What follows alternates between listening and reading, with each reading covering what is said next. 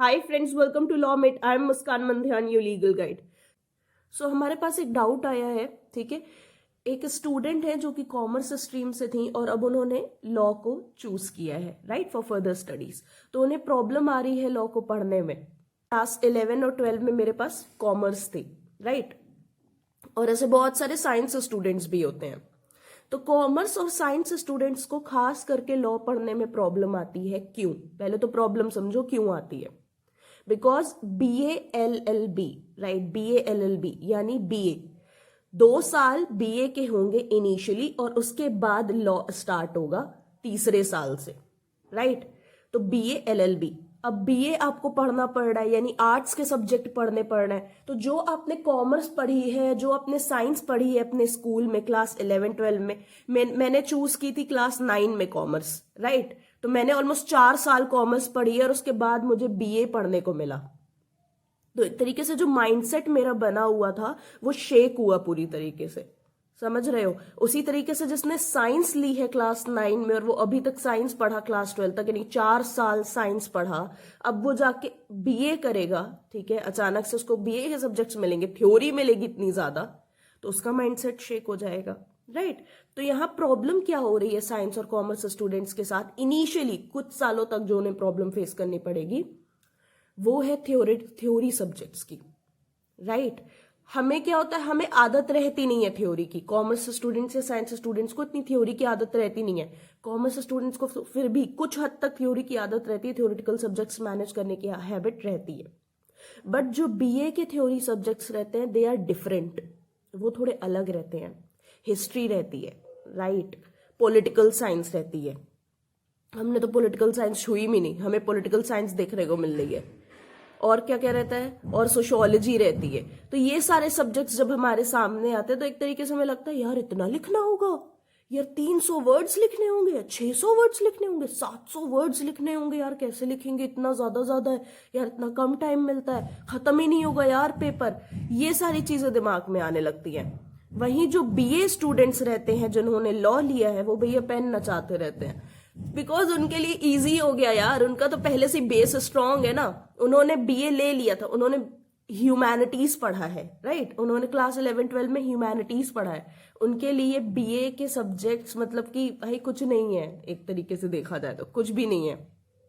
तो हाँ, एक चीज हमें एक्सेप्ट करनी होगी यहाँ पे कि जिन्होंने ह्यूमैनिटीज लिया है अपने क्लास 12 में अपने स्कूल में, ठीक है, और अब वो BA-LLB करने आए हैं, तो उन्हें एक एडवांटेज मिलेगा गाइस। इनिशियली स्टार्टिंग के कुछ टाइम पे उन्हें एडवांटेज मिलेगा कि वो जल्दी खत्म करेंगे अपना पेपर या जल्दी लिख लेंगे, उन्हें ज्यादा अच्छे से समझ आएंगी चीजें, राइट। और जो हमारा ट्रांजिशन हुआ है कॉमर्स स्टूडेंट्स का और साइंस स्टूडेंट्स का, वो एक ट्रांजिशनल फेज में है अभी, राइट। उन्हें अभी साइंस और कॉमर्स वाला माइंडसेट चेंज करके आर्ट्स वाले माइंडसेट पर शिफ्ट होना है। तो ये एक ट्रांजिशनल फेज है उनका। तो उन्हें हाँ थोड़ी प्रॉब्लम आएगी, जरूर आएगी। मुझे भी प्रॉब्लम आई थी, मेरे फ्रेंड को भी प्रॉब्लम आई थी, वो साइंस स्टूडेंट है थी, आई मीन, तो उसे भी प्रॉब्लम आई थी बहुत ज्यादा। तो क्या इस चक्कर में क्या किया जाए, क्या किया जाए, मैंने क्या किया था। अगर आपने मेरे वीडियोस को ध्यान से देखा हो तो मैं लास्ट में आपको इंपॉर्टेंट क्वेश्चंस भी देती हूँ, ठीक है, जरूरी क्वेश्चंस भी देती हूँ। वो क्वेश्चंस मैं कहीं से उठाती नहीं हूँ, वो क्वेश्चंस मेरे खुद के बनाए हुए रहते हैं, ठीक है। तो एक काम जो हम कर सकते हैं वो कर सकते हैं हम आंसर राइटिंग की प्रैक्टिस, बिकॉज उसके सिवा हमारे पास कोई तरीका अवेलेबल है नहीं, राइट। तो मैं 300 वर्ड्स के आंसर से डर लग रहा है तो तुम उठा के लिखना शुरू कर दो। तो मैं 700 वर्ड्स के आंसर से डर लग रहा है तो उठा के लिखना शुरू कर दो, राइट। ऐसा बिल्कुल भी सोचने की जरूरत नहीं है कि ये प्रॉब्लम सिर्फ मुझे हो रही है, मैं ही इस प्रॉब्लम से परेशान हूं, बिल्कुल नहीं। जिसने भी साइंस और कॉमर्स ली है, जिसकी भी स्ट्रीम डिफरेंट थी ह्यूमैनिटीज से, उन सबको प्रॉब्लम हो रही है यार। उन सबको इनिशियली BA के 2 साल या 1 साल प्रॉब्लम फेस करनी पड़ती है, राइट। उनको ये लगता है कि वो अपना पेपर खत्म नहीं कर पाएंगे क्योंकि पेपर बहुत बड़ा है। उन्हें कैलकुलेशंस की आदत रहती है, यहाँ पे पूरी थ्योरी लिखनी है, तो उनको ये डर लगता रहता है अंदर से कि पेपर खत्म भी होगा या नहीं। और 700 वर्ड्स में लिखेंगे तो क्या लिख लेंगे आखिर, इतना बड़ा क्या आंसर लिख लेंगे। तो उसका सॉल्यूशन ये है कि एक व्हील बनाओ, ठीक है, अ व्हील ऑफ थॉट्स। ये मैं करती थी। एक व्हील बनाओ जहां पे तुमसे क्वेश्चन में क्या क्या पूछा गया है। जैसे कि मुझसे पूछा गया है सपोज कि लिबरलिज्म के क्रिटिसिज्म्स दीजिए, ठीक है, लिबरलिज्म के पोस्टुलेट्स दीजिए, या जो भी जितनी भी चीजें मुझसे एक लॉन्ग क्वेश्चन में पूछी गई हैं उसमें मैं क्या क्या लिख सकती हूँ उसका एक व्हील बनाओ। पहले इंट्रोडक्शन लिखूंगी, फिर ये लिखूंगी, फिर ये, फिर ये, फिर ये। और ये लग रहा है कि व्हील बनाने में बहुत ज्यादा टाइम लगेगा, ये रफ वर्क है एक तरीके से, ठीक है, पीछे बनाना है, कहीं वहां पे व्हील मत बना देना। एक रफ वर्क है तुम्हारे समझने के लिए कि तुम्हें कैसे कैसे बॉडी फॉर्म करनी है अपने आंसर की। 5 मिनट लगता है मुश्किल से, 5 मिनट बस, उससे ज्यादा नहीं लगेगा। और उसके हिसाब से आंसर लिखना शुरू करो। आपका आंसर ट्रस्ट मी सबसे ज्यादा जल्दी खत्म होगा, आपका आंसर बहुत जल्दी खत्म होगा।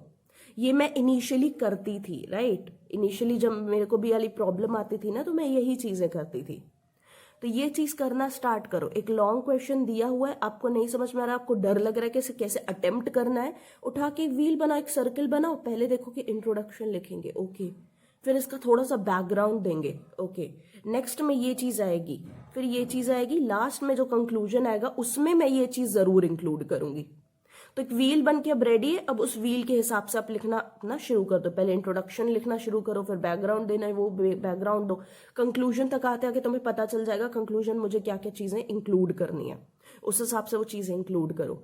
प्रैक्टिस जितनी ज्यादा तुम करोगे तुम्हारा डर उतना ज्यादा दूर होगा, क्योंकि मेरा डर ऐसे ही दूर हुआ था। मेरा डर जो खत्म हुआ था, मेरे को ऐसे ही समझ में आया था कि ठीक है फाइन, मैं कॉमर्स के स्टूडेंट हूँ बट आई कैन अटेम्प्ट, मैं प्रैक्टिस करूंगी तो मैं अटेम्प्ट कर सकती हूँ, राइट। तो वो वाली तुम्हारी प्रैक्टिस जब तक हो तब तक तुम्हारा डर निकल जाएगा, ठीक है। तो प्रैक्टिस करने पे ज्यादा हमें ध्यान देना है, अगर हम कॉमर्स स्टूडेंट है या हम science student. Answer writing practice पे हमें ध्यान देना बहुत ज्यादा जरूरी है, क्योंकि हमें सब्जेक्टिव की इतनी ज्यादा आदत रहती नहीं है, ठीक है, इतनी ज्यादा थ्योरी को कंज्यूम करने की हमारे पास आदत रहती नहीं है। अब बात आती है कि तुम थ्योरी पढ़ोगे कैसे। भाई वो तो तुम्हें पढ़नी पड़ेगी खुद से, ठीक है, वेरी ऑनेस्टली वो तुम्हें ही पढ़ना है अल्टीमेटली। तो या तो एक काम करो कि तुम बुक में अंडरलाइन करना शुरू करो, ठीक है, नोट्स बनाने की आदत नहीं है आपकी तो अब बुक में अंडरलाइन करना स्टार्ट करो, क्योंकि मैं बुक में अंडरलाइन करना स्टार्ट करती थी, ठीक है।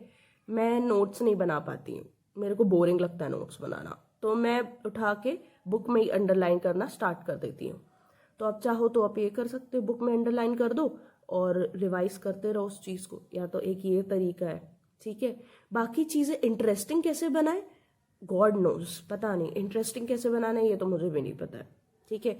चाहो तो तुम कुछ रीसेंट चीजें रीड कर सकते हो, ठीक है, उस चीज से रिलेटेड कुछ रीसेंट चीजें आप चाहो तो रीड कर सकते हो। जैसे कि कुछ भी चल रहा है, आप कुछ भी हिस्ट्री में पढ़ रहे हो, उससे रिलेटेड कोई रीसेंट फेनोमेना, पॉलिटिकल साइंस से रिलेटेड कोई रीसेंट चीज हो रही हो इंटरनेशनल पॉलिटिक्स में या कहीं भी, आप वो चीज उठा के रीड कर सकते हो, उसको भी आंसर में इंक्लूड कर सकते हो, राइट। तो एक तो से 2 फायदे होंगे, आपकी करंट अफेयर्स की भी प्रिपरेशन होती रहेगी और दूसरी तरफ से आपका आंसर भी बहुत ज्यादा अच्छा हो जाएगा और इंटरेस्टिंग हो जाएगा, पढ़ने में भी आपको मजा आने लगेगा। तो एक तो ये तरीका है, आप ये काम कर सकते हो, राइट, कि थोड़ा रीसेंट एलिमेंट को ऐड करके थोड़ा स्टोरी की तरह बना के, समझ रहे हो, उस सब्जेक्ट को पढ़ा जाए। बाकी चीजें इंटरेस्टिंग नहीं रहेंगी जब तक लॉ नहीं आएगा, राइट। जब तक थोड़ा इंट्रोडक्शन होने लगेगा लॉ का, जब थोड़ी लॉ की एंट्री होने लगेगी तब थोड़ा आपको मजा आने लगेगा। बाकी जब तक बीए के सब्जेक्ट्स हैं, सोशियोलॉजी है, पॉलिटिकल साइंस है, तब तक आपको इंटरेस्टिंग लगे चीजें, इसकी गारंटी नहीं दी जा सकती है, राइट। सबको मजा नहीं आता है ये सब्जेक्ट्स पढ़ने में। तो ध्यान दो कि आप प्रैक्टिस करो, ठीक है। हमें 2 चीजों का यहाँ पे ध्यान रखना है, हमें डरना नहीं है क्योंकि सभी के साथ हो रही हैं चीजें, ठीक है। और सेकेंड चीज, हमें प्रैक्टिस करनी है। जितनी ज्यादा हम प्रैक्टिस करेंगे उतना वो कंटेंट हमारे लिए फ्रेंडली होता जाएगा, उतना ही हमें मजा आने लगेगा, उतना ही हम समझने लगेंगे चीजों को, राइट। तो हमारा डर उतना ज्यादा कम होगा। बाकी कोई ऐसी एज सच टिप्स और ट्रिक्स तो मेरे पास नहीं है ऑनेस्टली कि जो आपको हेल्प कर सके। मैंने ऑनेस्टली यही चीजें अप्लाई की थी अपनी लाइफ में और उसी से मुझे फायदा मिला है। So thank you for watching this video friends and we'll meet soon in the next video. Good luck.